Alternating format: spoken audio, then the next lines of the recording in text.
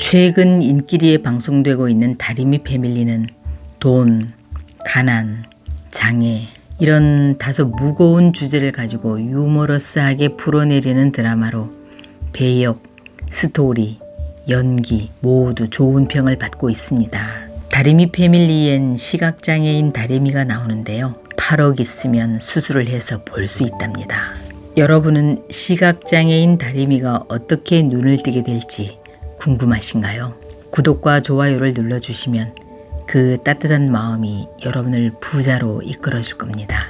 다음 화에서는 다리미 눈 수술비 마련으로 인해 빚어지는 가족 간의 갈등과 강주와의 러브스토리가 펼쳐질 예정인데요.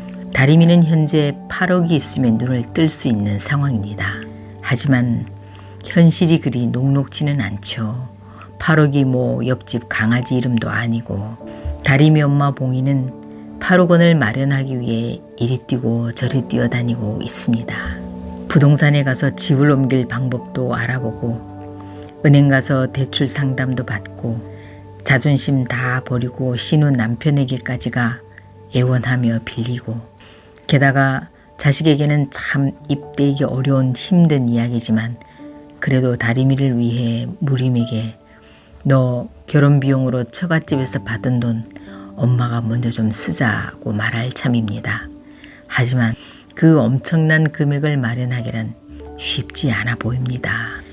이 드라마에서 다리미는 시각장애인으로 있다가 마지막에 눈을 뜨면서 해피엔딩이 될지 아니면 초반에 눈을 뜨고 그 후에 강주와의 러브스토리로 이어지는지가 궁금한데요. 저는 거의 결말 부분이 되어서야 눈을 뜨게 되지 않을까 생각합니다. 현재는 8억을 마련하는 우여곡절 과정이 그려질 듯합니다. 강준의 집은 100억을 도둑맞았는데 그 돈을 훔쳐간 길순이란 놈이 그 돈을 현재 산에 묻어놨습니다.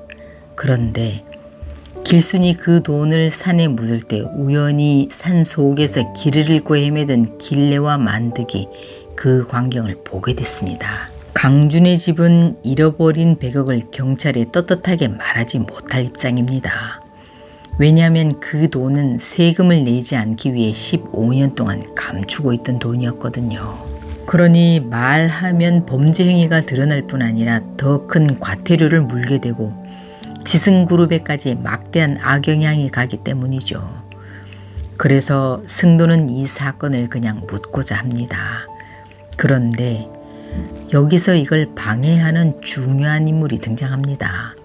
바로 다리미 오빠 무림인데요. 그는 자존심 세고 철두철미한 원칙주의자입니다.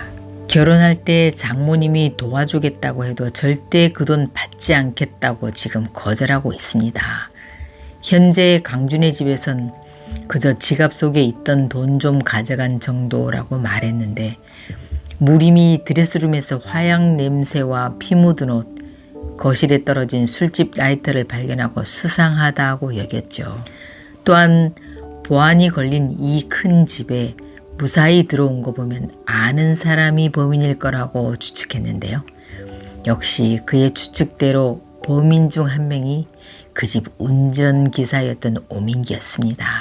현재 오민기는 잡힌 상태라 그의 입에서 그 비밀 금고와 돈에 대한 자백을 듣고 계속 수사를 진행할 듯합니다.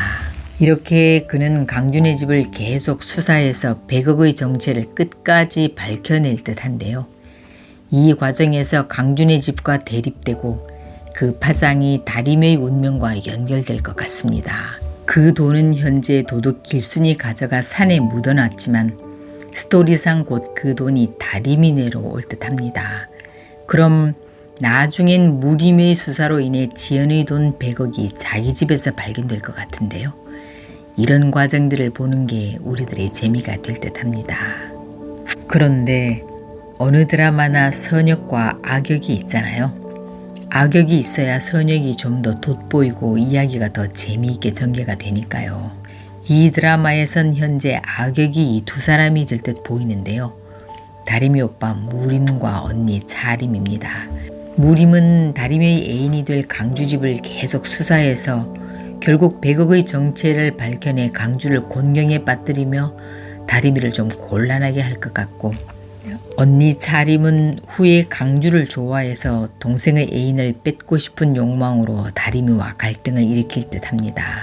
다음 화에서 길래와 만득은 다리미 수술비 때문에 온 집이 싸우고 봉희가 우는 걸 보고 남의 돈이라고 포기하고 온 그 돈을 아들 종구가 다리미 눈 수술해 주라고 하늘나라에서 보낸 돈가방이라고 합리화하며 가지러 갈 듯합니다.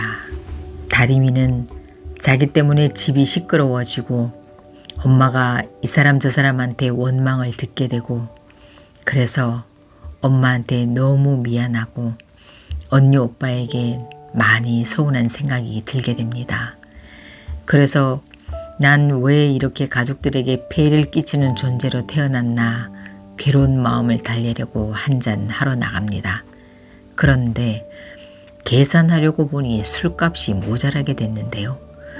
이런 상황이니 마땅히 불러낼 가족도 없고 어쩔 수 없이 다리미는 강주를 불러냅니다.